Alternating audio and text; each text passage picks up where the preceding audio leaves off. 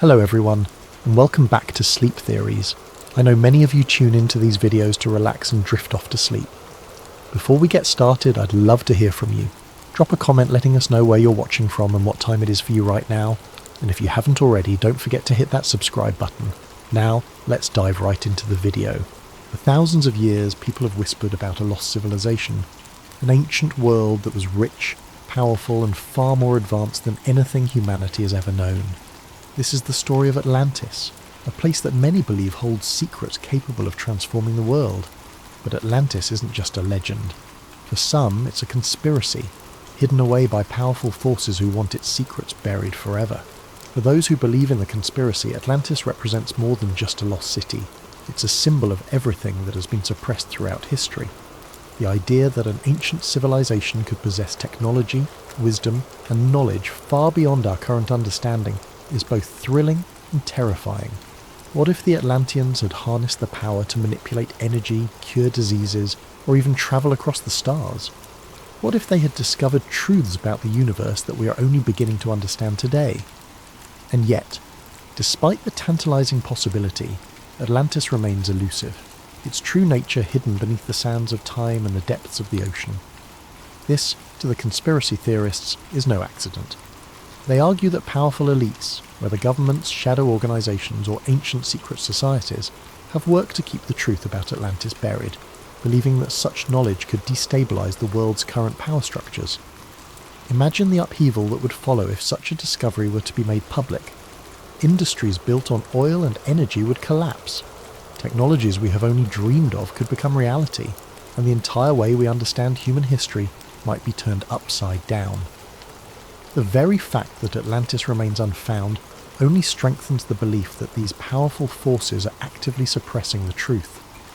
The story of Atlantis, then, is not just a story of a lost civilization.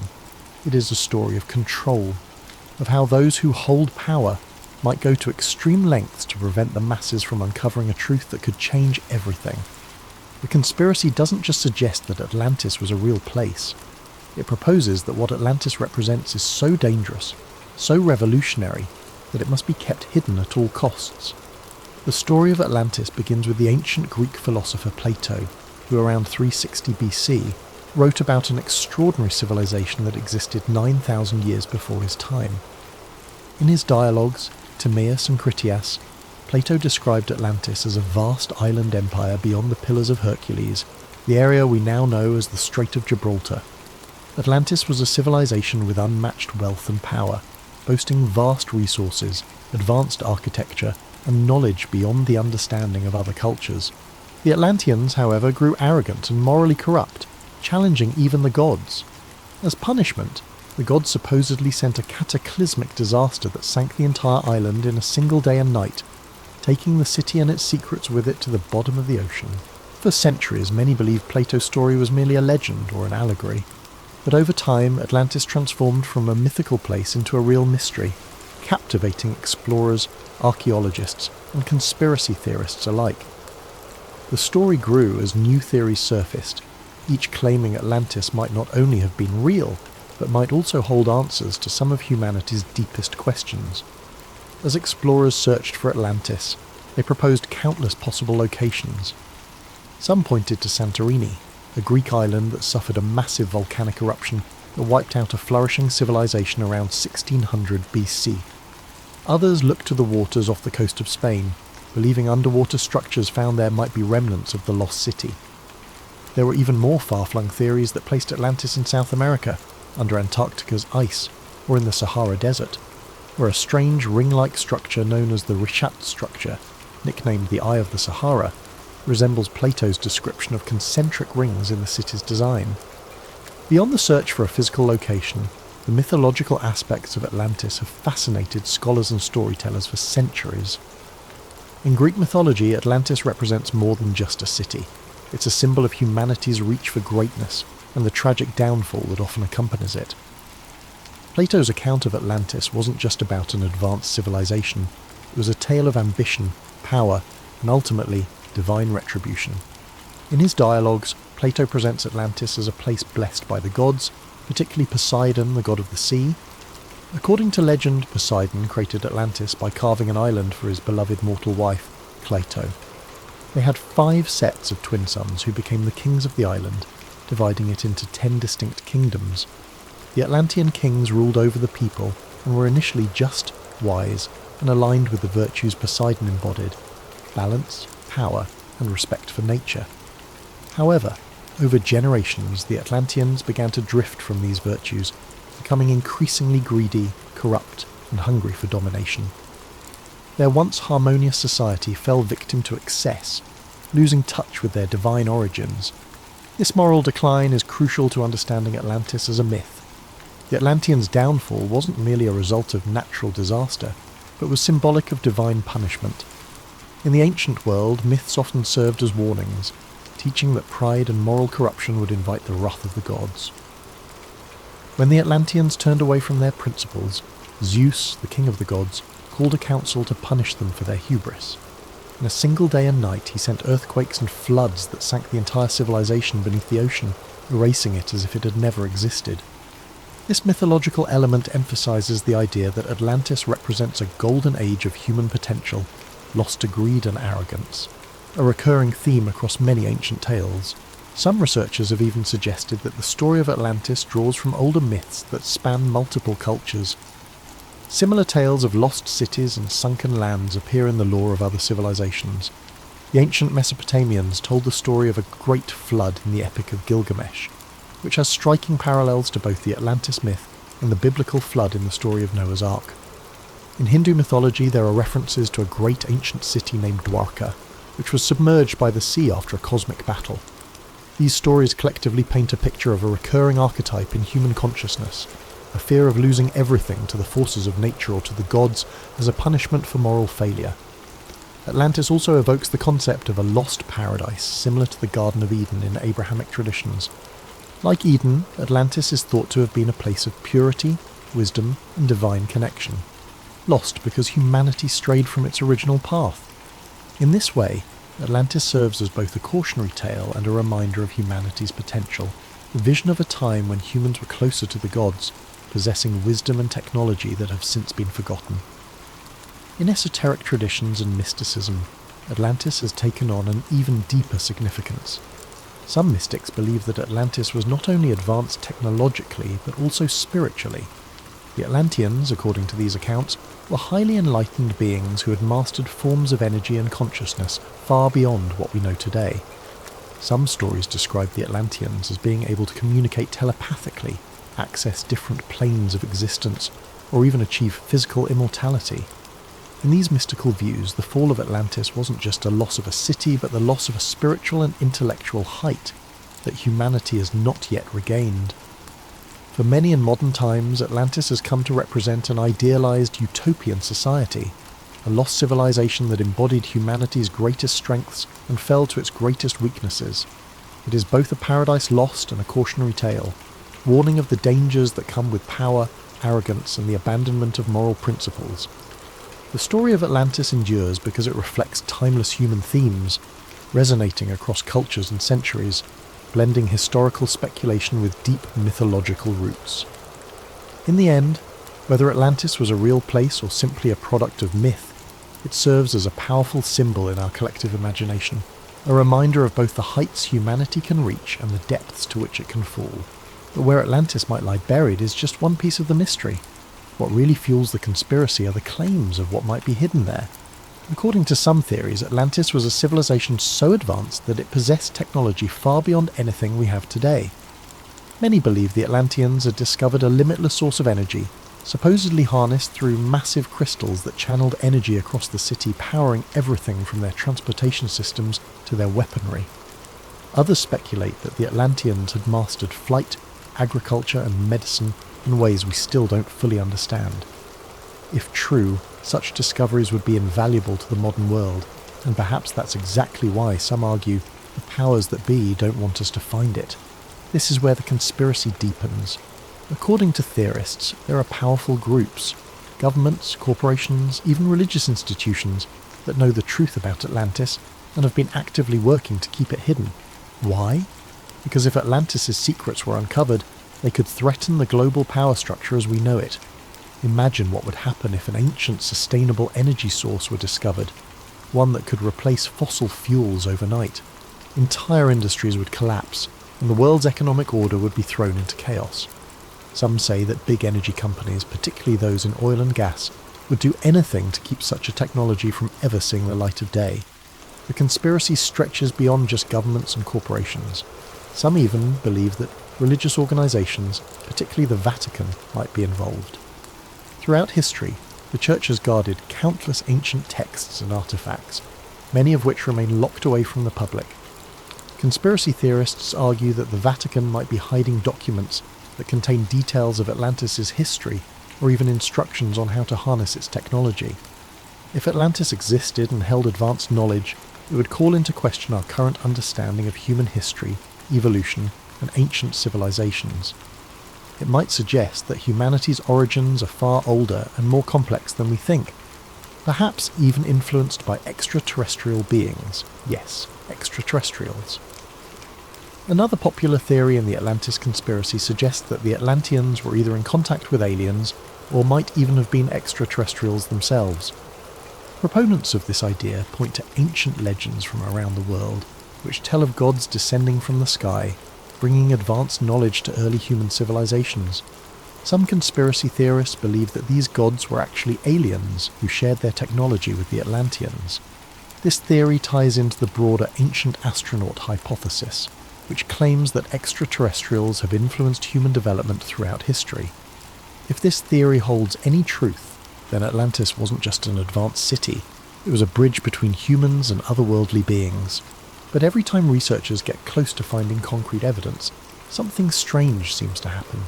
Some claim that underwater expeditions have mysteriously lost funding, that valuable documents have disappeared, or that independent researchers have been silenced. There are rumours of researchers who came too close to finding Atlantis suddenly facing threats, lawsuits, or even accidents. To conspiracy theorists, these stories aren't coincidences. They're proof of a deliberate effort to bury the truth. And while no one has officially confirmed the existence of Atlantis, modern technology has fueled new searches. Satellite imagery, underwater drones, and ground-penetrating radar are revealing more about Earth's hidden landscapes than ever before. Some claim that ancient structures on the ocean floor could be remnants of Atlantis, though these findings remain unproven. Still, every new discovery seems to bring more questions than answers. So, was Atlantis a real place? An advanced civilization that perished overnight, taking secrets of unimaginable power to the ocean floor? Or is it simply a myth? A story crafted by Plato to warn of the dangers of pride and hubris? For those who believe in the conspiracy, Atlantis is more than a cautionary tale. It's a hidden chapter in human history, one that's been intentionally erased. And the fact that we haven't found it yet doesn't discourage them. It only deepens their conviction that powerful forces want to keep Atlantis' secrets buried forever. Whether Atlantis is waiting to be discovered under the waves or forever lost to history, its legend endures. And as long as there are those who believe in its secrets, the hunt for Atlantis and the conspiracy theories surrounding it will continue. But perhaps what keeps the legend of Atlantis alive isn't just the mystery of whether it existed, it's the tantalizing hope of what it represents. Atlantis stirs something deep in the human psyche, a fascination with lost knowledge, untapped potential, and the possibility of an ancient civilization whose achievements could still reshape our understanding of the world today. For believers, Atlantis is not just a piece of ancient history, but a blueprint for humanity's potential, a lost paradise that, if found, could open doors to discoveries beyond our wildest dreams. Some conspiracy theorists even suggest that Atlantis' secrets could include revolutionary technologies that we have yet to rediscover, like the ability to harness limitless energy, profound medical knowledge that could extend human life, and scientific principles that could explain phenomena still unexplored. These theories weave Atlantis into modern discussions of everything from quantum mechanics to alternative energy sources, implying that a trove of Atlantean wisdom might lie buried beneath the waves, capable of catapulting humanity into a new golden age. If only it could be unearthed. And yet, for as many who yearn to find Atlantis, there are those who believe that powerful entities have gone to great lengths to keep it hidden. They argue that governments, secret societies, and powerful corporations have suppressed evidence of Atlantis to maintain control. To these believers, It's no coincidence that promising discoveries vanish or that funding for Atlantis research is mysteriously pulled. They believe that a world order dependent on fossil fuels, financial hierarchies, and centralized power would have everything to lose if Atlantis, and the technologies it may have possessed, were ever uncovered. Even more mystically inclined theorists claim that Atlantis holds keys to spiritual truths and enlightenment, suggesting that the Atlanteans had access to higher levels of consciousness, or even contact with celestial beings. Some argue that Atlantis was a civilization that bridged humanity and the divine, with its knowledge guiding humans to higher planes of existence, until that knowledge was lost, either through human folly or deliberate erasure. For these believers, rediscovering Atlantis could mean reclaiming a path towards spiritual awakening, allowing humans to reconnect with an ancient divine understanding of the universe and our place within it. So as modern technology improves and underwater exploration pushes into new frontiers, the question remains, will we ever uncover the secrets of Atlantis? Is it possible that sonar scans or satellite imagery might someday reveal a submerged city, finally proving Atlantis was real? Or will it remain forever shrouded in mystery, protected by the ocean's depths and the weight of millennia? Perhaps it's this very elusiveness that keeps Atlantis alive in our imaginations. It's a riddle without an answer, a dream that remains tantalizingly out of reach. And as long as Atlantis remains unfound, its legend will continue to captivate, a story of both human aspiration and the dangers of ambition. So whether or not Atlantis truly lies beneath the waves, one thing is certain: as long as there are those who believe in its secrets, the hunt for Atlantis and the mysteries it promises will never end. Dr. Emily Carter stared out at the vast, unbroken horizon of the Nevada desert. The heat shimmered above the ground, a mirage of distortion that seemed to dance in the distance. She adjusted her sunglasses, her gaze falling on the lone stretch of road ahead, leading toward the infamous Area 51. Her car, a dusty, battered sedan, sputtered under the strain of the desert heat. The engine growled as if it too wanted to stop. Emily's fingers drummed nervously on the steering wheel. She had spent years studying astrophysics, searching the stars for signals of life beyond Earth, but none of her theories had ever pointed her here, to this place, this secretive, isolated base that had fascinated, frustrated and terrified people for decades. Her phone buzzed, breaking her from her thoughts. A text from an unknown number. "It's time. Meet at the usual spot." She took a deep breath, her heart racing. The message was from Marcus Donovan, an agent she had reluctantly agreed to work with after her involvement in a government investigation years ago. He had told her things she could barely grasp, but he had always been cryptic. And now, it seemed, he was asking her to take the final step into the unknown. The rumors about Area 51 ran wild. A secret military base, rumored to house extraterrestrial technology, the remains of alien beings, and research on things far beyond human comprehension. Emily had dismissed most of it as paranoid fiction. Yet here she was, on her way to the heart of the mystery. The car rolled to a halt in front of a weather-beaten wooden shack by the side of the road. There was no sign, no indication of what it was, only a lonely structure that seemed out of place. Emily parked and stepped out, squinting against the harsh sun. A shadow appeared in the doorway of the shack. Marcus Donovan. He was tall, with sharp features, and the kind of composed demeanor that made him seem like a man who knew how to control every situation. He wore a black suit, the collar of his white shirt slightly unbuttoned in the heat, his sleeves rolled up, but there was something in his eyes, something that betrayed the calm facade he wore. "Emily," he said, his voice low, "we need to move quickly. They're already watching." Emily's pulse quickened and her breath caught in her chest. Who's watching? Who are they? Marcus glanced around, as if ensuring they weren't being overheard, then nodded toward the distant hills. The ones who never stop. The ones who keep the truth hidden. Emily followed his gaze, her mind racing. For the first time in years, she felt the chill of fear creep up her spine. "What's really going on here, Marcus?" He turned and motioned for her to follow him into the shack.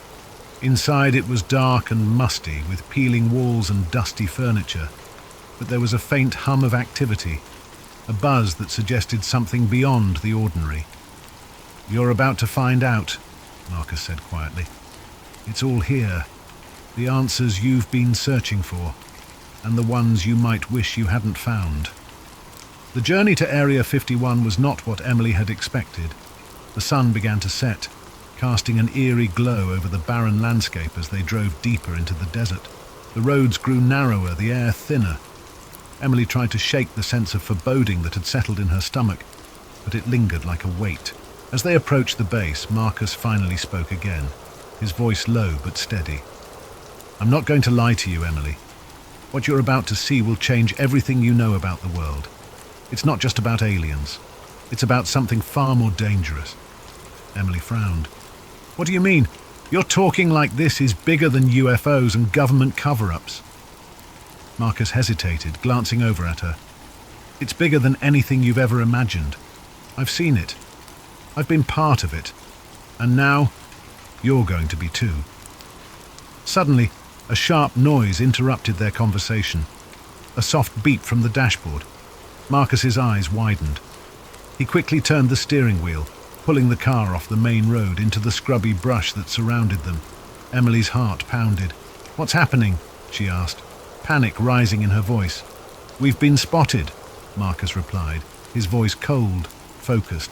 "They're not going to let us in without a fight." The car screeched to a halt as several military vehicles appeared on the horizon, their headlights blinding in the darkening desert. Emily's hands clenched the edge of the seat, her body tense. "They won't shoot," Marcus said, his calmness unsettling. "They want us to think they will, but they won't." "How do you know that?" Emily asked, her voice shaking. "Because they want us to see the truth," Marcus replied, his eyes darkening.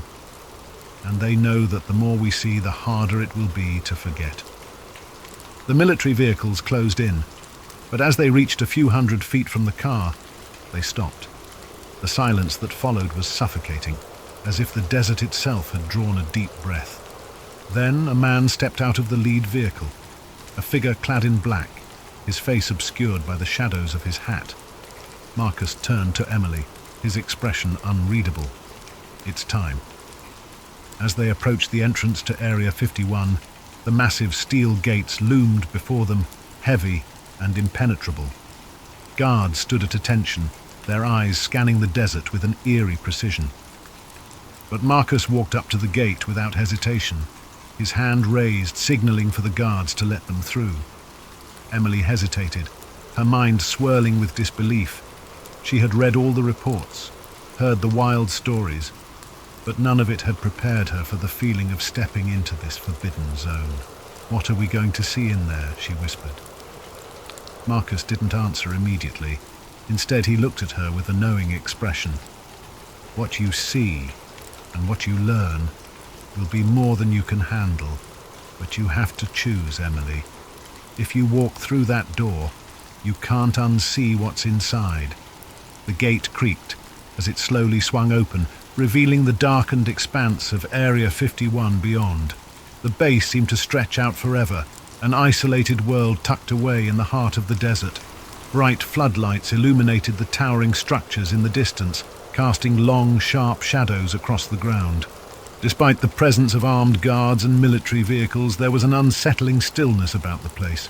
Marcus led Emily through the gate without a word, his expression unreadable. As they passed the first checkpoint, Emily's skin prickled.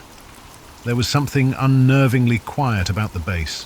No sounds of machinery, no hum of activity, just an unnatural silence that pressed in on her from all sides. "Where is everyone?" Emily whispered. "The ones who matter are hidden," Marcus replied, his voice low. "The rest are expendable." They continued down a narrow, dimly lit road, the gravel crunching beneath their feet. As they approached a large metal door, it slid open with a mechanical hiss, revealing a small, sterile hallway. Emily's mind raced, her thoughts swirling with questions. Every step she took seemed heavier, the weight of the unknown pressing in on her chest. Inside, the air smelled faintly of antiseptic and ozone, and the walls were lined with cold, unforgiving metal. Marcus led her down another hallway, this one darker, the flickering lights casting long shadows. At the end of the hall was another door, this one far more secure, with biometric scanners and a series of codes required to unlock it.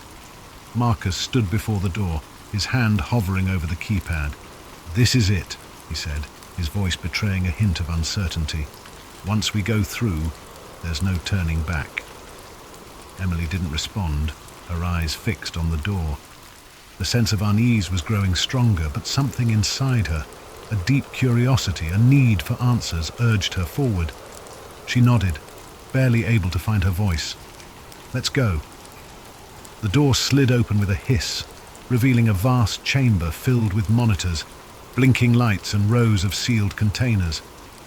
At the far end of the room stood a large observation window, behind which a figure moved, shadowed and indistinct. "What is this place?" Emily asked, her voice barely above a whisper. "This is where it all began," Marcus replied, his tone somber. "This is where they study the things they don't want you to know." As they walked deeper into the room, Emily noticed the sealed containers, large, cylindrical, and ominously marked with strange symbols. Some were cracked open, revealing objects that seemed out of place, pieces of metal, crystalline structures, and devices that defied explanation. She couldn't make sense of it all, her scientific mind struggling to comprehend what her eyes were seeing. "This is..." She swallowed hard. "This is impossible." Marcus stopped in front of one of the containers, his expression hardening. "That's what they want you to believe." Emily stepped closer, peering through the glass. Inside was a fragment of what looked like a craft, something clearly not of earthly origin. It was smooth and metallic, with an intricate, almost organic design. Her heart raced as she took in the sight. "What is that? Is that an alien ship?" Marcus nodded. "It's one of the many things we've recovered over the years. We've learned a lot from it. Too much, in fact, but not everything." Emily's eyes darted from one container to the next, her breath quickening. There were dozens of them, each holding something different. A piece of a body, a fragment of a ship, strange artifacts she couldn't begin to understand. But the one thing that stood out above all the others was the object in the center of the room. It was a cube. The cube was encased in a transparent, airtight chamber, the surface of it glowing faintly with an otherworldly light. It seemed to hum, sending vibrations through the air. Emily felt an inexplicable pull toward it, a sense of wonder and dread intertwined. "Is that..." She couldn't finish the question. "That's the key," Marcus said, his voice quiet. "The one thing that can change everything." Emily stepped closer to the cube, her fingers itching to reach out, to touch it. But something stopped her. An unspoken warning in the air, a sense that even standing this close to it was dangerous. "What does it do?" Emily asked, her voice barely above a whisper. Marcus didn't answer immediately. Instead, he looked at her with a mixture of admiration and regret. "It's not something you can just understand. It's not from our world. It doesn't obey our laws of physics or logic. It communicates in ways we can't explain." Emily's eyes widened. "Communicates?" Marcus nodded. "It has a consciousness of its own. At least we think it does. We've been studying it for years, trying to unlock its secrets. But every time we get closer, the consequences get worse." "Consequences?" Emily asked, her heart pounding. "What kind of consequences?" Marcus hesitated, looking down at the floor. "The kind that make people disappear, the kind that change your perception of reality, and the kind that draw attention we don't want." Before Emily could respond, a loud alarm suddenly blared through the facility, its shrill sound cutting through the tense silence. Red lights flashed, casting an eerie glow over the room. Marcus's face turned pale, and he grabbed Emily's arm, pulling her toward the door. "They found us," he said, urgency creeping into his voice. "We need to go now." What's happening? Emily demanded, struggling to keep pace as Marcus pulled her down the hallway. There's no time to explain, Marcus replied, his voice tight. They know we're here. They're going to shut everything down. As they ran through the labyrinth of hallways, the sound of footsteps echoed behind them, heavy, deliberate, and closing in fast. Emily's mind raced, trying to make sense of it all. What had she just seen? What was the cube? And who were they? Marcus led her to a set of stairs down into a lower level. The air grew colder as they descended, and the alarms grew louder, more frantic. When they reached the bottom, Marcus stopped, pressing his hand against the wall. A hidden door slid open, revealing a small, dimly lit room. Inside was a control panel, humming with activity. "This is it," Marcus said, his voice steady but with a touch of finality. "This is where we end it." Emily's mind spun. "End what?" Marcus turned to her, his eyes grave. "The conspiracy, the cover-up, everything. You've seen the truth, Emily. But now you have to decide whether you want to expose it to the world or let it stay hidden forever." Emily stood frozen, the weight of the decision pressing down on her. The secrets of Area 51, the cube, the aliens. It was all too much. But now she had the power to change everything. The room was thick with tension, the hum of the control panel a constant reminder of the gravity of the situation. Emily's heart raced as she looked at Marcus, who was now standing near the console, his fingers hovering above the keys. The weight of the decision pressing on her chest was almost suffocating. "Do you understand what this means, Emily?" Marcus asked quietly, not looking at her. "If you expose this, there's no going back. The world will never be the same." Emily took a step forward, her mind whirling. The images from the observation room, alien bodies, strange artifacts, and the glowing cube were burned into her memory. It was all real. This wasn't some wild conspiracy or government cover-up. This was something much bigger. And now she had the chance to change everything. But could she really do it? "What happens if we just leave?" Emily asked, her voice hoarse. "If we walk away, let it all stay buried?" Marcus didn't answer right away. His face was unreadable as he studied the control panel. The alarms were still blaring, growing louder by the second. It was clear that the security systems were in full lockdown mode. "They'll come for us," Marcus said, his voice dark. "But if we leave, we're just another pair of bodies they'll bury to protect their secret. And nothing will change. The world will go on, blind to what's really out there." Emily's breath caught in her throat. She knew he was right. Every conspiracy she had studied, every whisper of government cover-ups, every wild claim about extraterrestrial life, it all pointed to this moment. The truth was out there, and she had the power to bring it to light. "Do you want to know what they really fear, Emily?" Marcus continued, his tone grim. "It's not just the public finding out about the aliens. It's what happens when the world finally knows. People won't just accept it. They'll demand answers, and those answers will shatter everything. The economy, governments, religions, everything people think they know will be called into question. That's why they've kept it hidden for so long." Emily took a deep breath.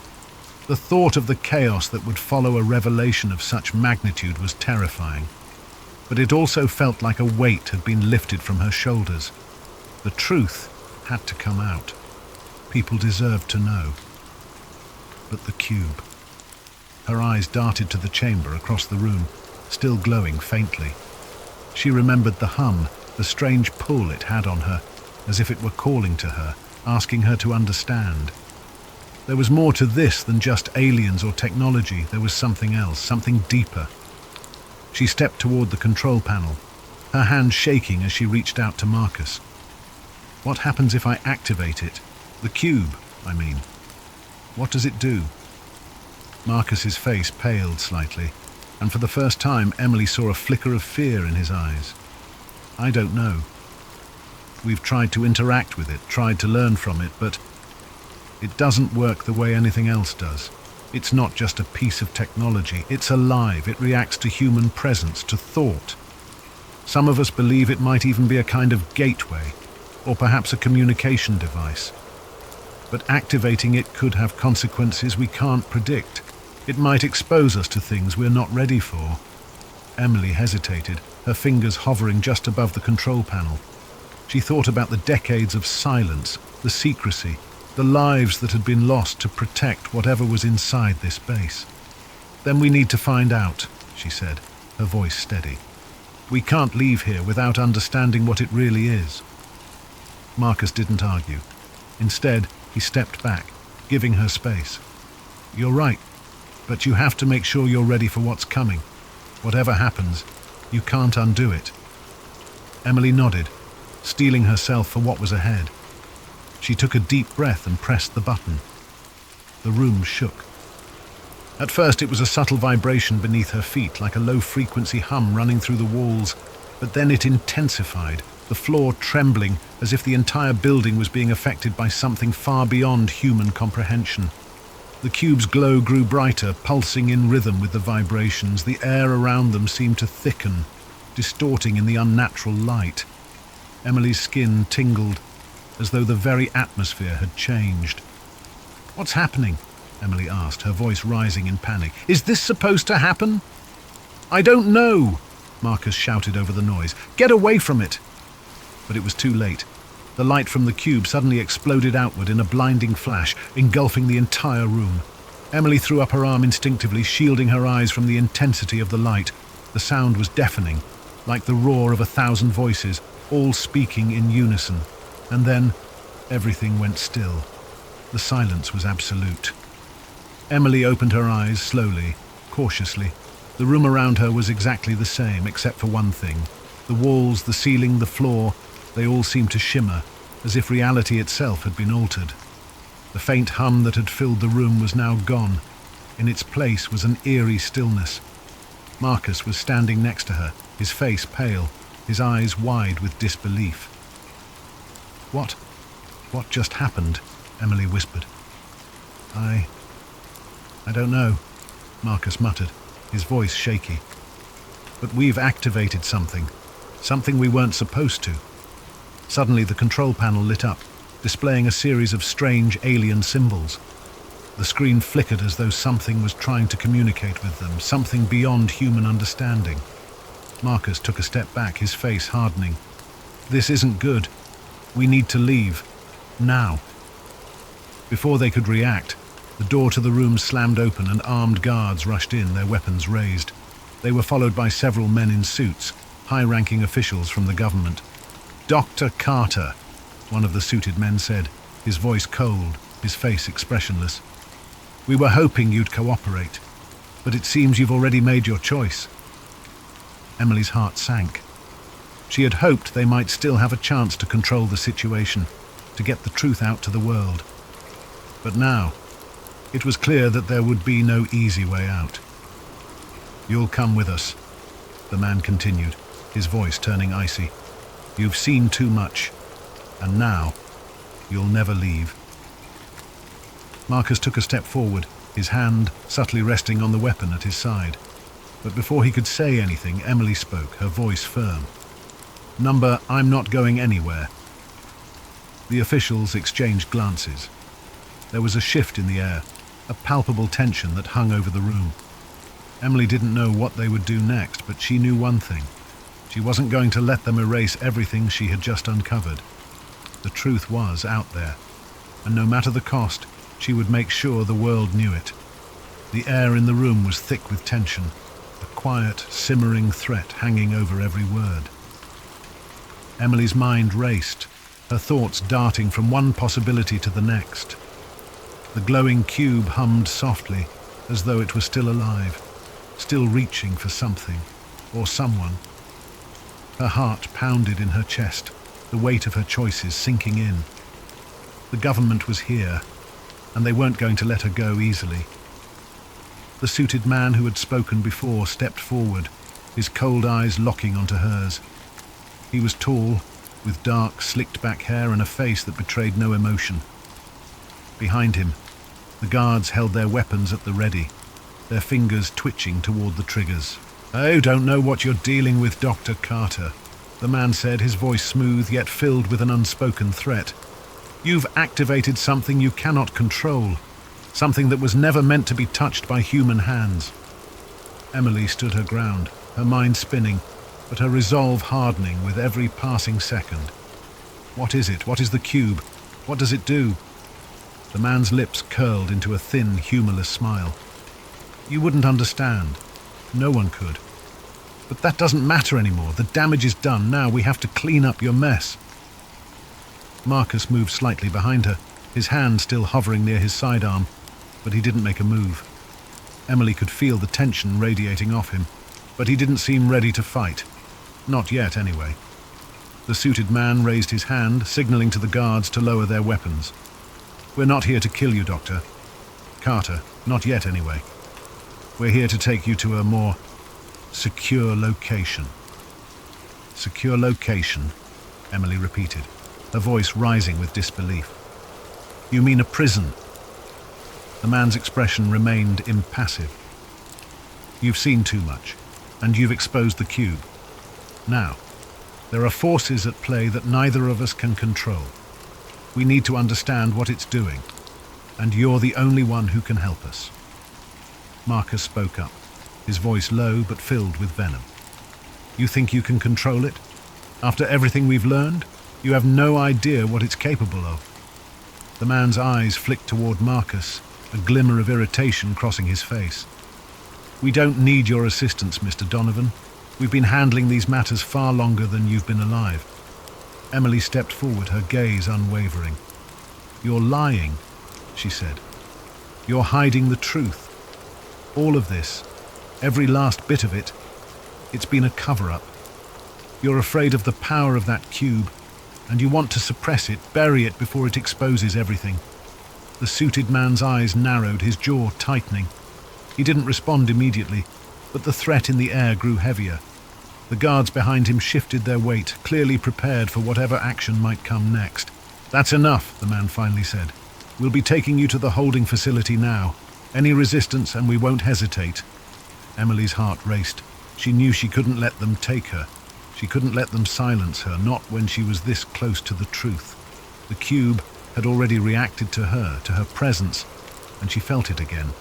A strange, pulsating sensation, as though it were alive and aware of what was happening. And then, something happened. The humming from the cube intensified, filling the room with an eerie vibration that seemed to penetrate the walls. The lights flickered, casting long, distorted shadows. The air grew thick and heavy, as though something else was trying to break through, to enter this space from somewhere beyond. One of the guards stepped forward, raising his weapon. "What the hell is happening?" The suited man's eyes widened, his hand flying to his earpiece. "We're not alone," he said, his voice suddenly tense. Before anyone could react, a strange noise filled the room, a low, guttural sound, like a hum mixed with a distant roar. The walls seemed to ripple, warping in a way that defied logic.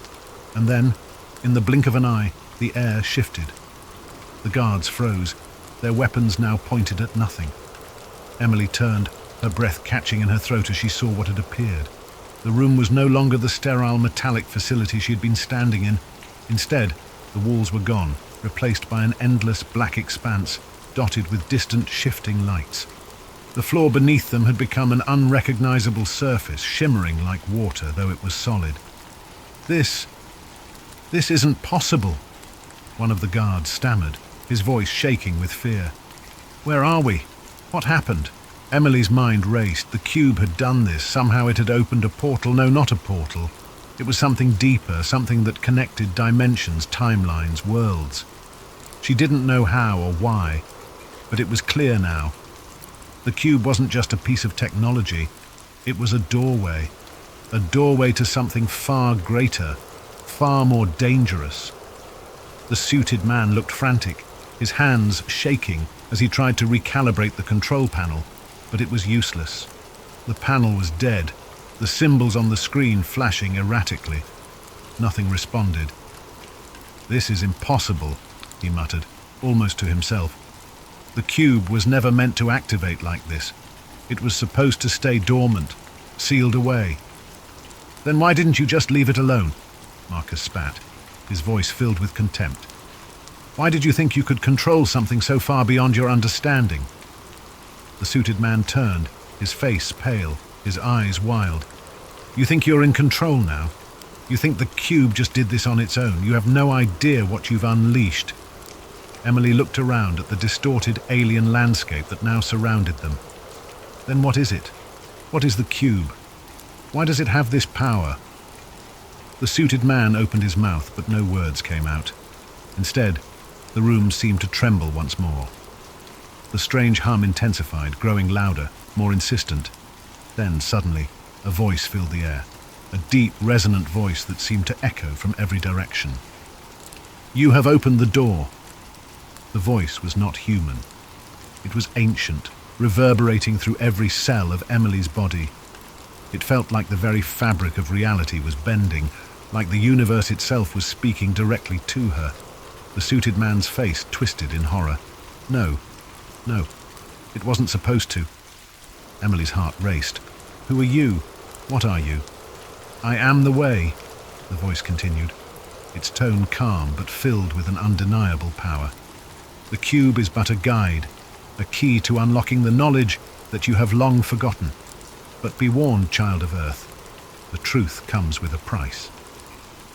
The air vibrated with the words, and Emily felt something deep within her stir. It wasn't just a voice, it was a presence, a consciousness far beyond human comprehension. The suited man stumbled back, his face ashen. We've made a grave mistake, he muttered, almost to himself. Emily turned to Marcus, her mind still racing. This is it. This is what they were hiding. Marcus's gaze was steady, but there was fear in his eyes. This is just the beginning. The deep voice continued to reverberate through the air, filling every corner of the strange, distorted room. The ground beneath them shimmered like liquid glass, reflecting fragmented images of alien worlds, distant stars, and technologies far beyond human comprehension. The suited man's face twisted in terror, his hands shaking as he grasped for the control panel that no longer worked. I told you, he gasped, his voice trembling. This was never supposed to happen. Emily turned to Marcus, her mind racing, her body humming with the energy that filled the room. The cube, now pulsating at the center of it all, had opened a doorway to something incomprehensible, a force that none of them were prepared for. But now the truth was undeniable. The government had been hiding something far more dangerous than they'd ever let on. We have to stop it, Emily said, her voice low, steady. Whatever it is, it can't be allowed to go further. Marcus looked at her, his expression serious. Stopping it won't be easy. The cube didn't just open a door. It's connected us to something much older than this planet. We've awakened something, and it doesn't want to go back to sleep. Before Emily could respond, the voice spoke again, louder, more commanding. The time of secrets has ended. The gate is open, and the old ones shall return. The air seemed to crackle with energy, and a deep, unsettling hum vibrated through the room as the ground beneath them began to tremble. The once solid walls now seemed to ripple, as though reality itself was beginning to fold in on itself. Emily felt a pull, something powerful, something ancient. She could sense it in the very air she breathed. The cube had unlocked something far greater than just knowledge. It had called forth an ancient force, a cosmic intelligence that had watched over the universe for millennia. What are the old ones? Emily whispered, her voice thick with awe and fear. The voice answered, but this time it seemed to come from within her own mind. The old ones are the guardians of the universal truth. We watched as your species took its first steps into the stars, and now we return to guide you. The choice is yours, to join us in the rebirth of a new era, or to perish in the echoes of your own ignorance. The ground continued to shake, and Emily could feel the weight of the decision pressing on her. The truth was there, waiting to be revealed, a truth that could change everything about how humanity viewed its place in the universe. The power of the cube, The presence of the old ones, it was all connected, but at what cost? The suited man, now visibly broken, collapsed to his knees. "No, we didn't understand," he sobbed. "We never knew what it would truly mean. We thought we could control it." The cube's light grew even brighter, and Emily knew time was running out. She turned to Marcus, who had remained eerily calm despite the chaos. "Marcus, we have to make a decision. Right now," she said, her voice steady despite the fear gnawing at her. "The truth is here, but do we expose it?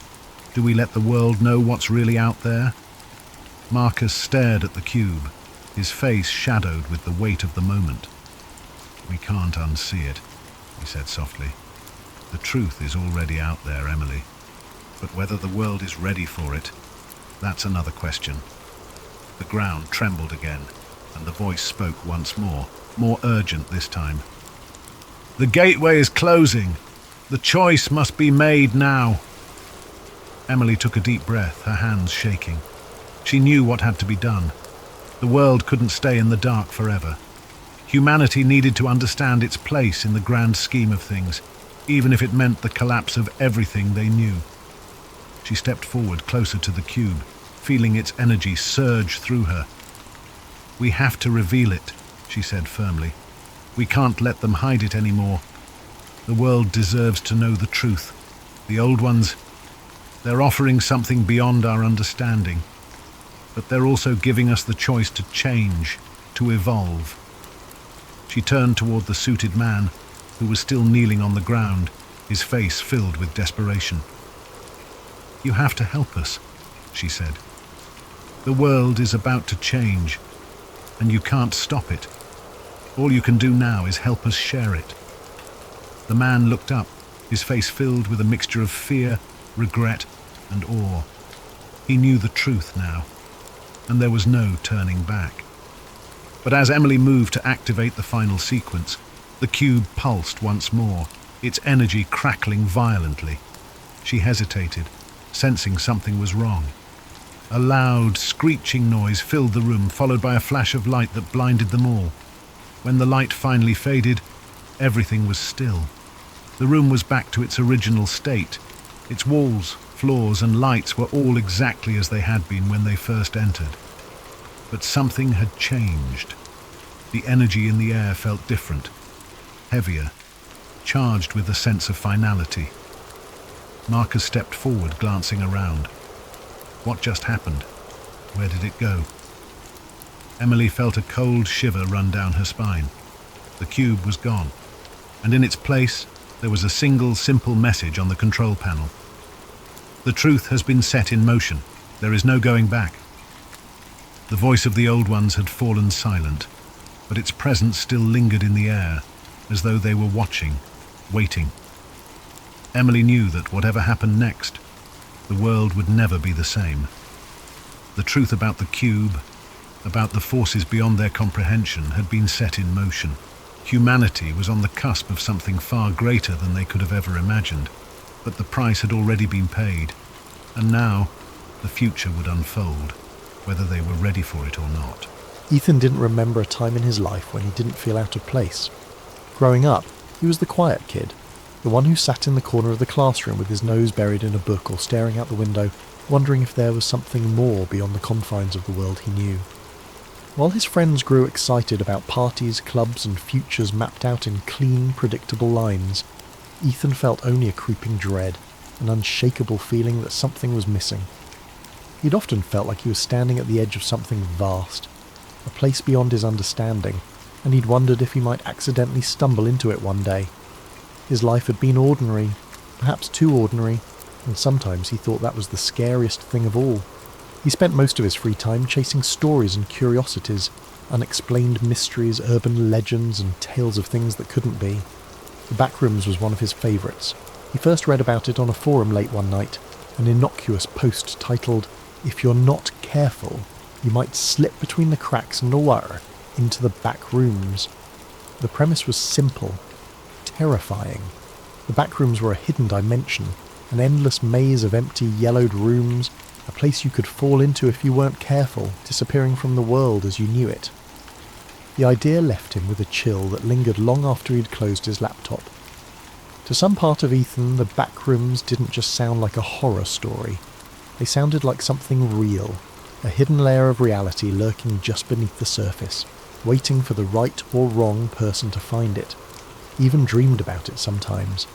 His curiosity deepened into a quiet obsession, and he'd spend hours researching theories, reading accounts from people who claimed to have seen glimpses of it or felt its strange pull in the periphery of their lives. This fascination made him feel alive, but it also made him reckless. He began to wonder what it would feel like to slip between the cracks himself, to see if a place like the back rooms could really exist. He'd explore abandoned buildings on weekends, walk the quiet, empty halls of his university late at night, always searching for something just out of reach. It became his ritual, a strange comfort that filled the gap he couldn't explain, that constant need to find something beyond the mundane. It was a normal Thursday afternoon, and Ethan was on his way home from a late night of studying in the library.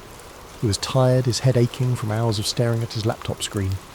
His thoughts were muddled as he waited for the elevator to take him down to the parking lot. When the doors finally slid open, he stepped inside, pressed the button for the ground floor and closed his eyes, leaning against the wall for a moment. That was when it happened. With a sharp jolt, the elevator stopped, sending a shock through Ethan's body and jolting him upright. He opened his eyes, blinking in confusion, but there were no lights, no numbers indicating what floor he was on. Only a dim, sickly yellow glow filtered through the tiny window in the elevator door. Confused, he pressed the door open button, hoping to see something familiar. The doors shuddered open with a creak, revealing a room, not the parking lot, not even the dimly lit hallway of his university building. Just an empty room with faded, peeling wallpaper and harsh fluorescent lights buzzing overhead. Ethan hesitated, peering out into the strange expanse. The wallpaper was an ugly, sickly yellow, dotted with tiny, unrecognisable stains, and the floor was covered in cheap industrial-grade carpet that looked damp in places. The hum of the lights seemed louder out here, a grating drone that wormed its way into his skull. He felt his stomach churn, a deep primal unease settling over him. Taking a deep breath, he stepped out of the elevator. The doors closed behind him with a loud clang, but when he turned around, the elevator was gone. Nothing but an empty wall stood where it had been. Panic started to creep in as he took a step back, then another. This can't be real, he whispered to himself. His voice sounded strange, swallowed by the space around him.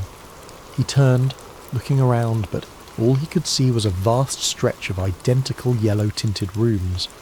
There was no end in sight, only more walls, more corners leading into more of the same. He tried calling out, his voice echoing faintly, swallowed by the relentless hum of the lights. "Hello? Is anyone here?" Silence answered him, thick and oppressive. With no other option, he started to walk, hoping that if he went far enough he'd find an exit, or at least someone who could explain this bizarre place. His footsteps were muffled by the carpet, and the further he walked, the more the rooms seemed to blend together. Every corner, every turn looked exactly the same, an endless maze of empty, deserted spaces. After what felt like hours of wandering, Ethan's initial fear dulled into a kind of numb desperation. He began to feel disoriented, the sameness of the place eating away at his sense of time and direction. His throat felt dry, and he realised he hadn't seen any signs of water, food, or even another living soul. Just endless rooms and the nauseating stench of stale air. Then he saw it. A shadow, flickering just beyond the edge of his vision, barely noticeable against the yellow walls. He froze, his heart pounding.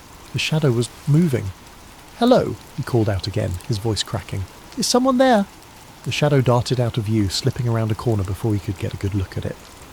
His instinct was to run, to get as far away from that shadow as possible, but something compelled him forward. A morbid curiosity mingled with the faint hope of finding another human being in this nightmare. He crept forward, rounding the corner, but the shadow was gone. He continued down the hallway, the humming lights above creating a strange hypnotic rhythm that made his thoughts feel hazy and slow. Just as he was about to turn back, he heard a sound. It was faint, almost like a soft shuffling, as if something was dragging across the carpet. He held his breath, his heart hammering as he strained to hear. The sound grew louder, closer, until he could make out a strange, uneven rhythm, as though whatever was moving didn't have the same number of limbs as he did. He turned to face the direction of the noise, his eyes wide with terror. Emerging from around a corner was a figure, tall and impossibly thin, with limbs that seemed too long, too stretched, as though they'd been pulled like taffy. Its skin was pale, almost translucent, and its eyes were wide and empty, two hollow sockets that seemed to drink in the dim light around them. Its mouth stretched into a grotesque, gaping grin, filled with rows of needle-like teeth. Ethan stumbled back, his hand flying to his mouth to stifle a scream. The creature tilted its head, studying him with an unnervingly calm curiosity, as if it were examining a particularly interesting bug. Then, slowly, it began to move forward, each step deliberate and unnatural, its joints bending at impossible angles. Paralysed by fear, Ethan's mind screamed at him to run, but his legs felt like lead. The creature was only a few feet away now, its twisted form looming over him, filling the space with an overwhelming sense of dread. Finally, his survival instincts kicked in, and he spun on his heel, sprinting back the way he'd come. He could hear it behind him, that terrible shuffling sound as it followed, closing in with an eerie persistence. His breath came in ragged gasps, his heart pounding so loudly it nearly drowned out the hum of the lights. He took random turns, ducking through rooms and around corners, hoping to throw it off his trail, but no matter how far he ran, he could still feel its presence lurking just out of sight. As he rounded another corner, he stumbled into a different room. This one was larger than the others, with a ceiling that seemed to stretch up impossibly high, vanishing into darkness.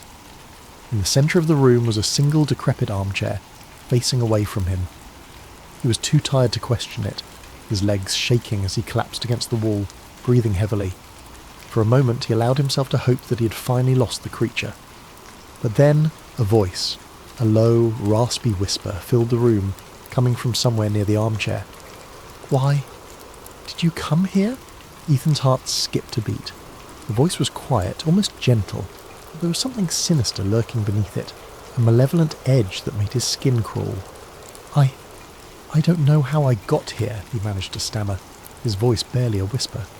The armchair creaked, as if someone was shifting in it, though he still couldn't see who or what was sitting there. "No one comes here by accident," the voice replied, a hint of amusement in its tone. "You wanted to be here. You're one of us now." Ethan shook his head, panic rising in his throat. "I don't belong here. I didn't mean to come here." The chair creaked again, and Ethan could feel the thing in it watching him, though he couldn't see its face. The oppressive silence seemed to press in on him, as if the walls themselves were leaning closer, eager to hear what he had to say. "You belong here now," the voice continued, a strange warmth in its tone, like a parent soothing the frightened child. "The back rooms have chosen you. There's no way out." As the words sank in, Ethan felt a cold, hollow emptiness fill his chest. He wanted to scream, to run, but he was too exhausted, too drained by the endless maze of rooms and the oppressive hum of the lights. He sank to his knees, his mind racing, searching for some semblance of hope, some way to escape this nightmare. But deep down, he knew the truth. There was no way out. The back rooms were endless, a labyrinth of yellow walls and flickering lights, stretching on forever, trapping him in their suffocating embrace. The thing in the armchair chuckled softly, a sound that echoed off the walls, filling the room with a dark, mocking joy. "Welcome home, Ethan," it whispered.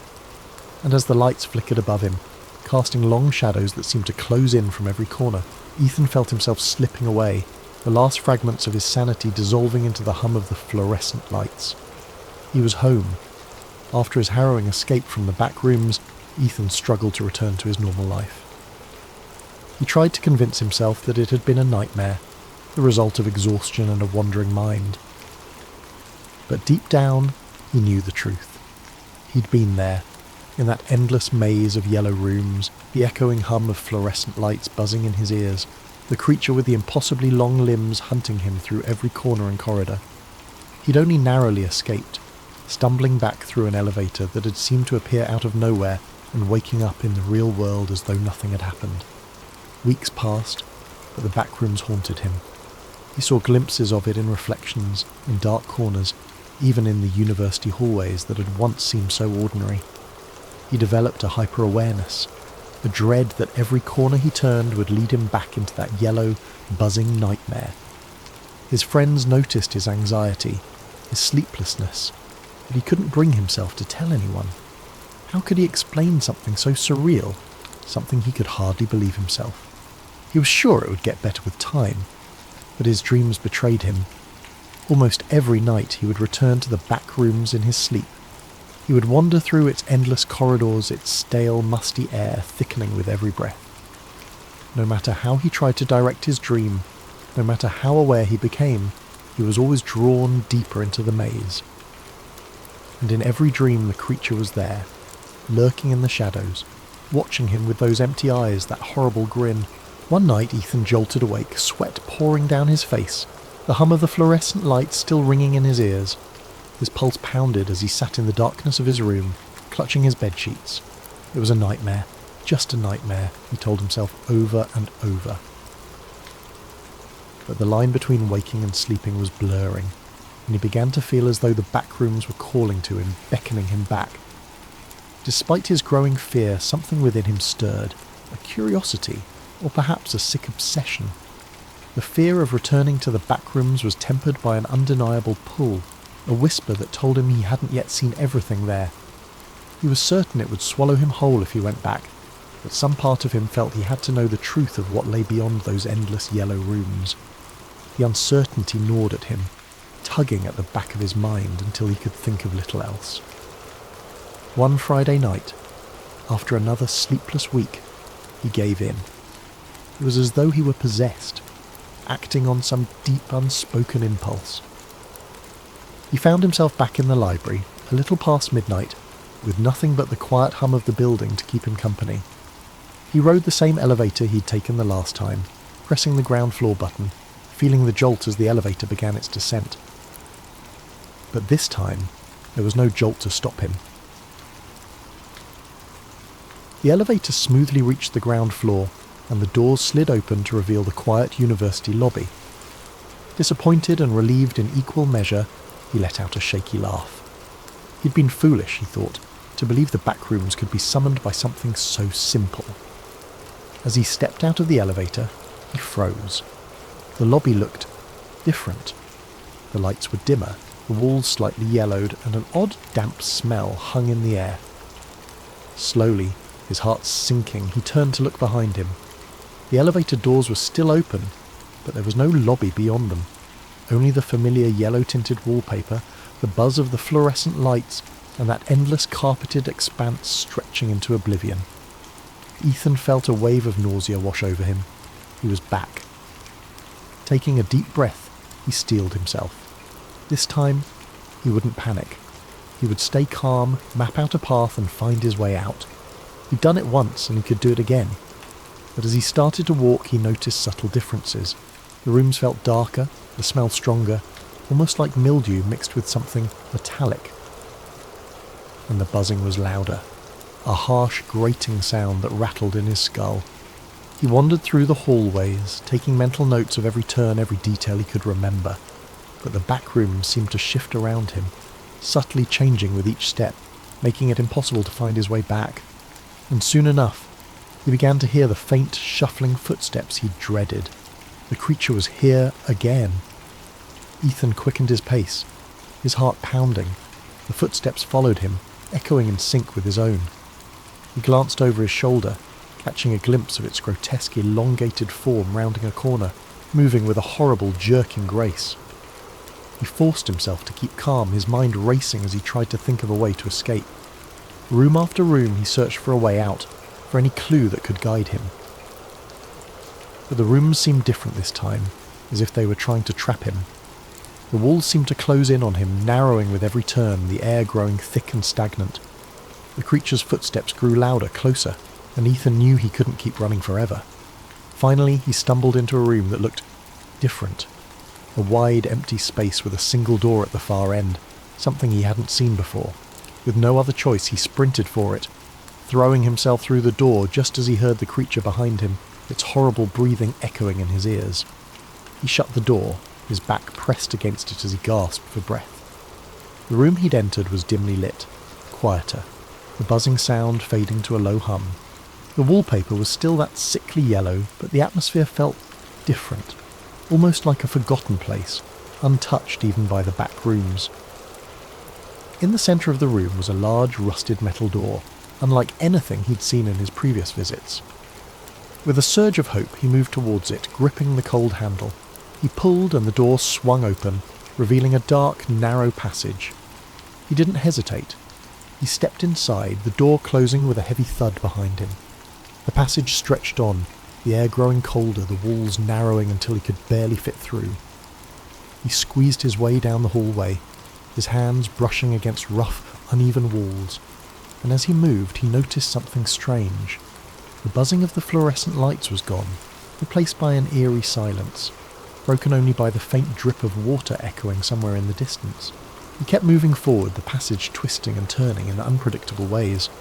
The deeper he went, the darker it became, until he was stumbling blindly, feeling his way along the walls. His sense of direction was gone.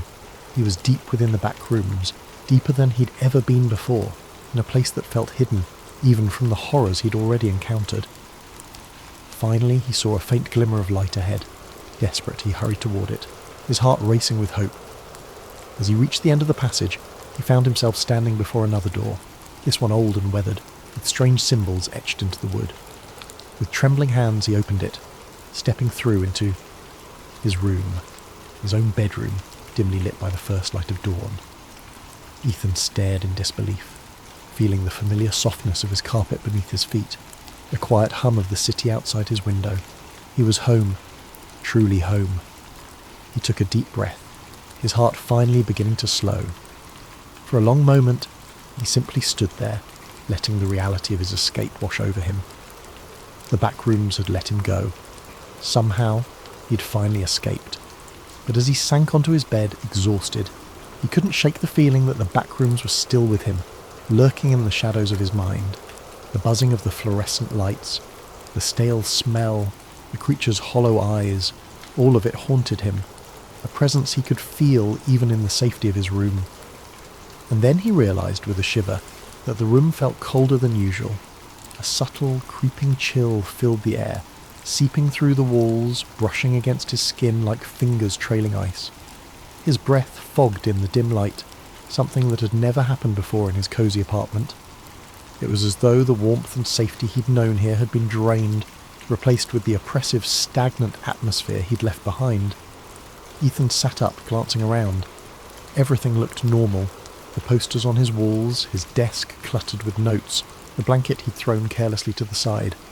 But the silence was deafening. Outside his window, the familiar city sounds were gone, replaced by a dead, heavy stillness.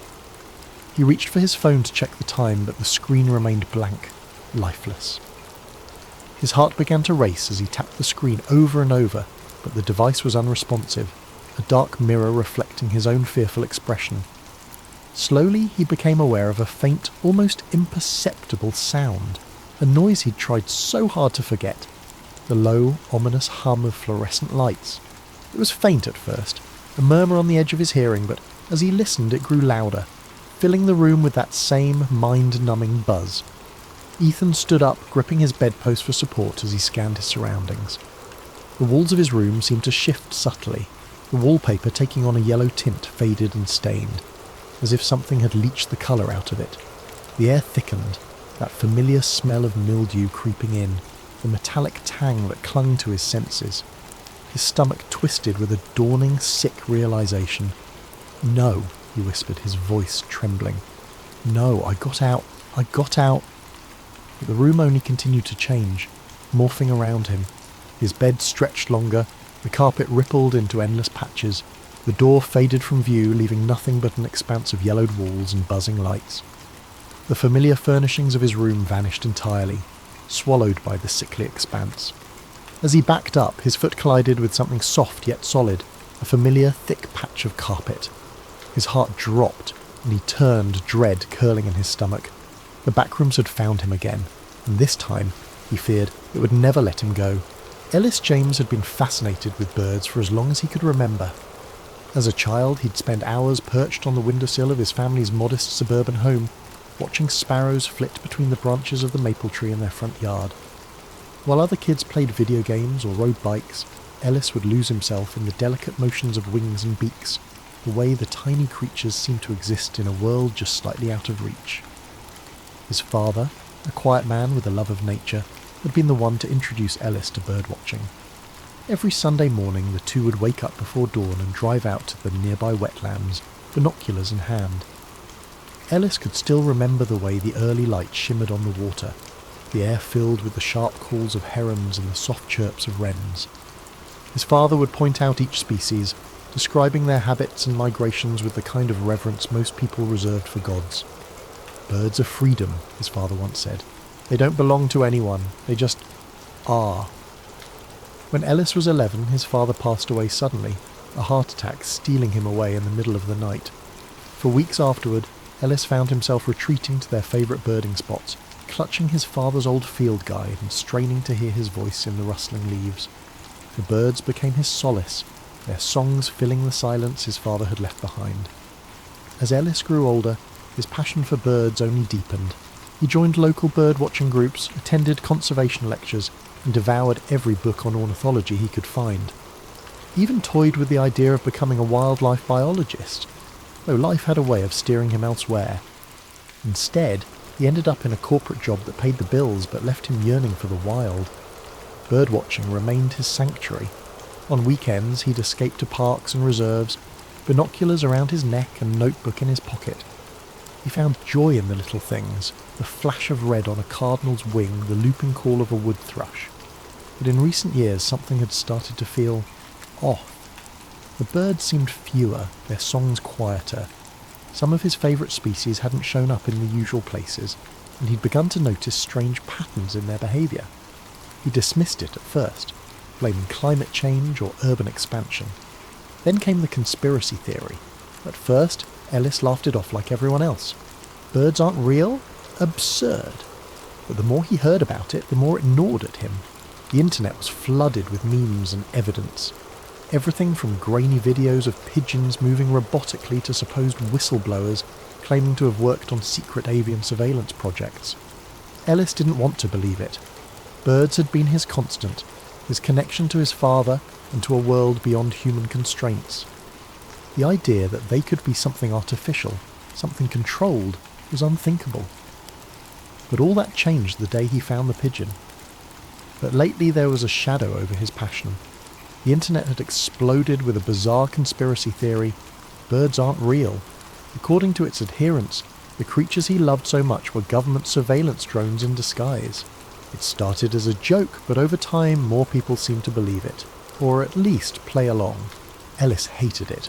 He hated how people mocked his beloved pastime, how his social media feeds were flooded with memes of pigeons charging on power lines and seagulls with Wi-Fi signals. "You're chasing robots," his co-workers teased. He ignored them, as always, until the day he found the pigeon. It was a crisp autumn morning, and Ellis had set out early to his favourite park.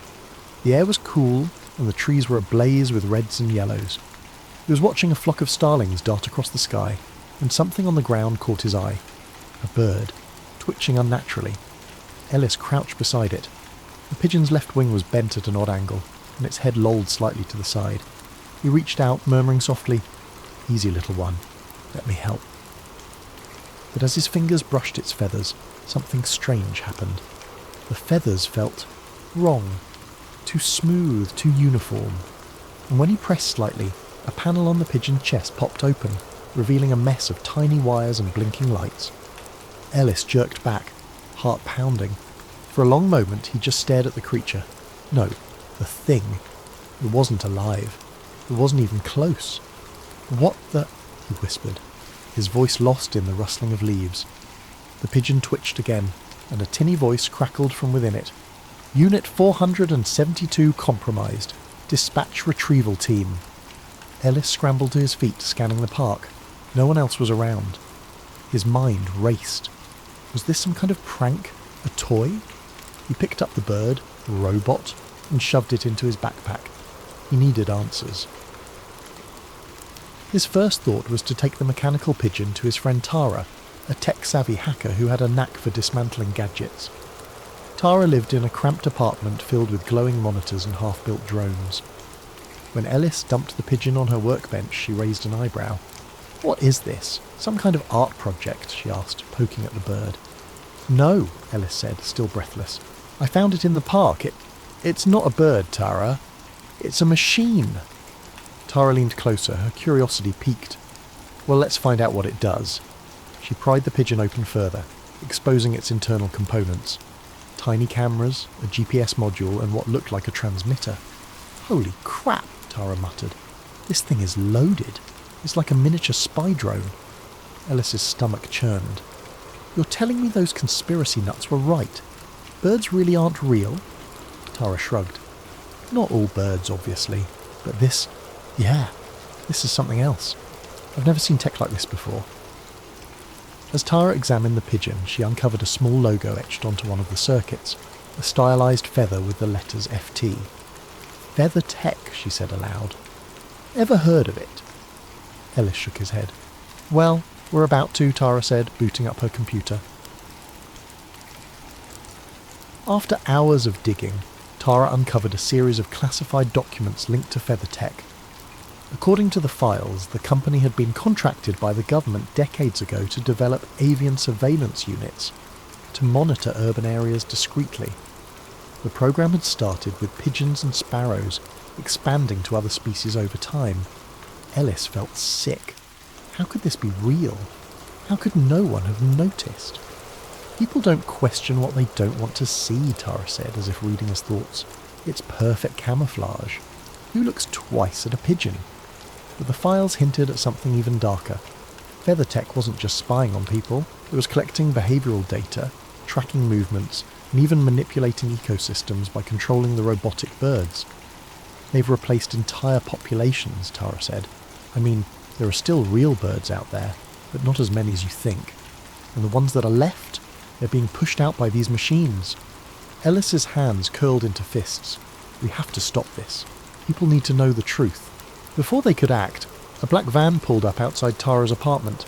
Men in suits poured out and a voice boomed through a loudspeaker.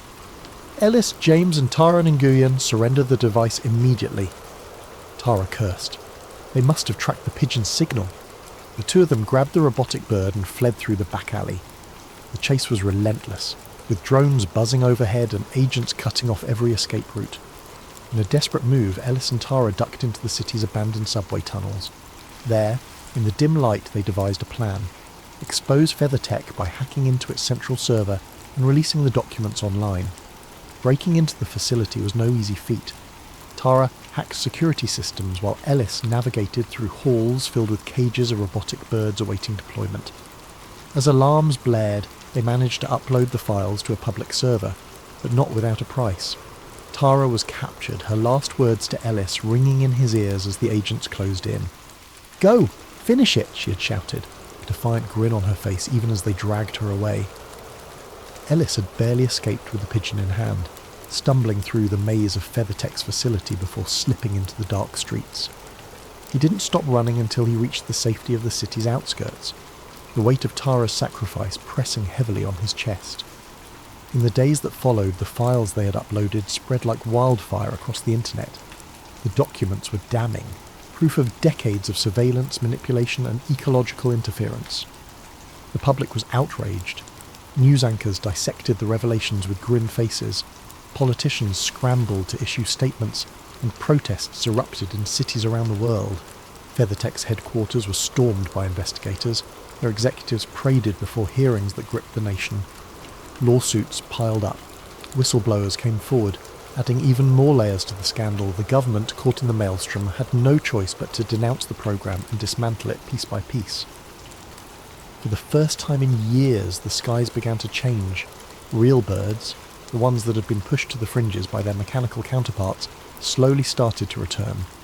Their songs, tentative at first, grew louder as their numbers swelled. Ellis watched them with a mixture of relief and sorrow, knowing the world might never fully understand what had been lost in the years of deceit. But Ellis himself could not return to his old life. He was a fugitive now, wanted for his role in exposing FeatherTech and the secrets it had kept hidden for so long.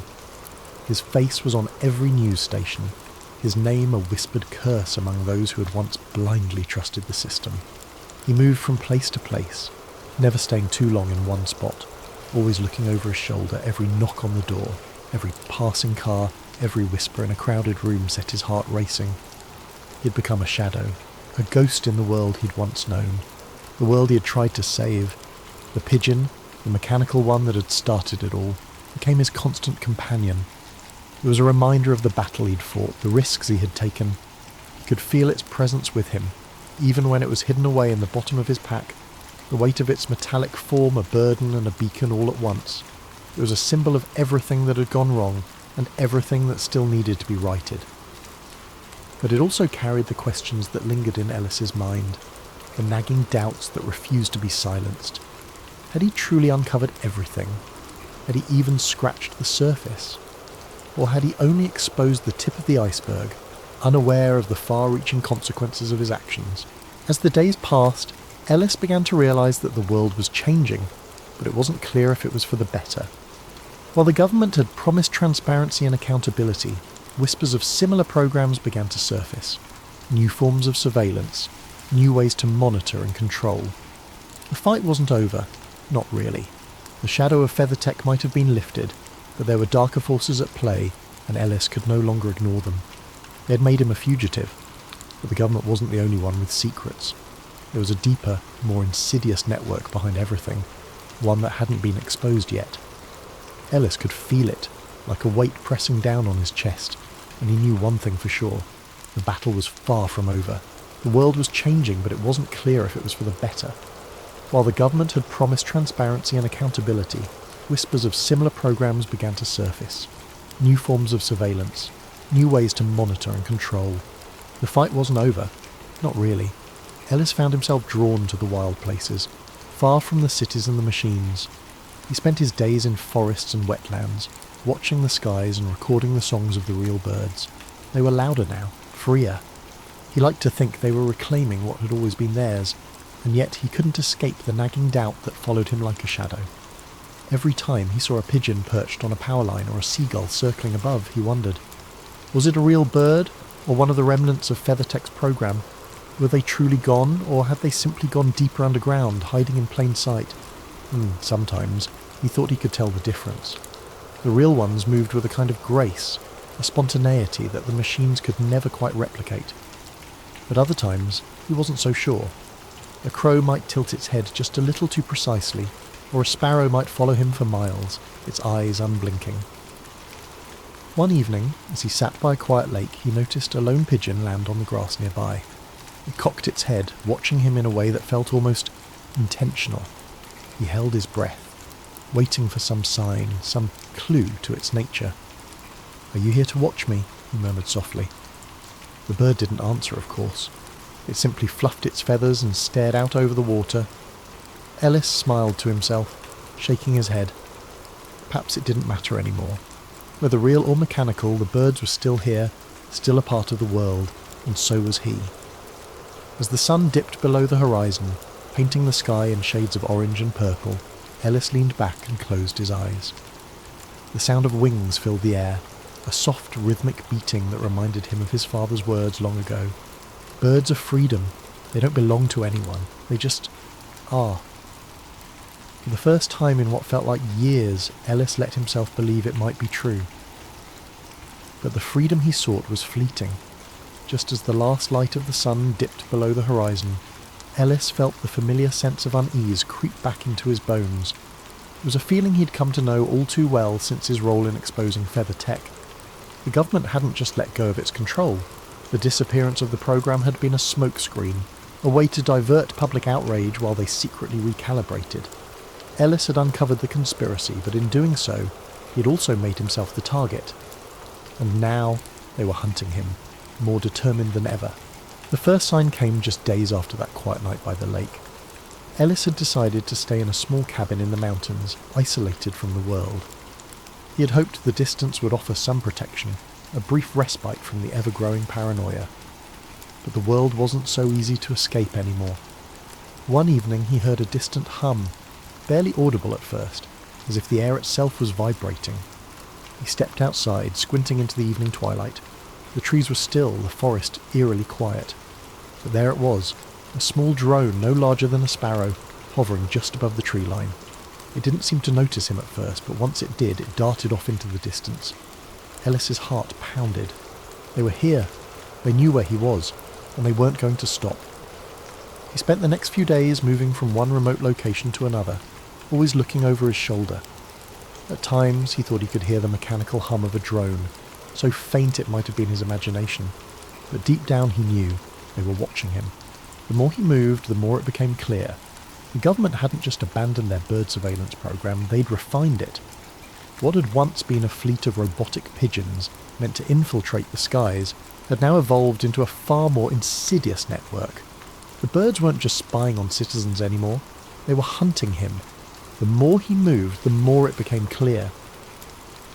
The government hadn't just abandoned their bird surveillance program, they'd refined it.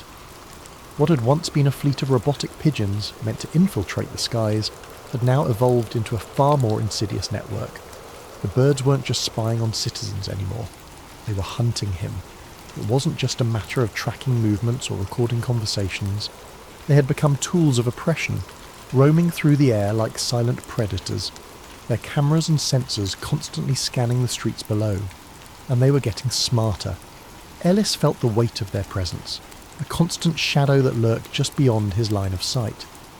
Everywhere he went, he saw them, perched on street lamps soaring overhead, or flitting through the trees in the park.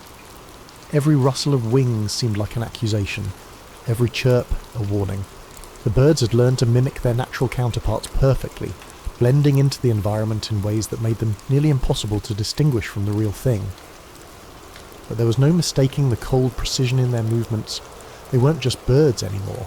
They were eyes, hundreds of eyes, watching, calculating, waiting for the perfect moment to strike. Ellis couldn't shake the feeling that he was being followed, tracked with a chilling accuracy that made the air itself feel oppressive. And the more he thought about it, the more he realised it wasn't just about surveillance anymore. The network was evolving, adapting, and the birds themselves were becoming the enforcers of a new, unseen order. They were everywhere, all-seeing and all-knowing, a living net that encircled the world. It was only a matter of time before they found him. He couldn't afford to stay in one place for long. Each time he thought he'd outsmarted them, they found him again.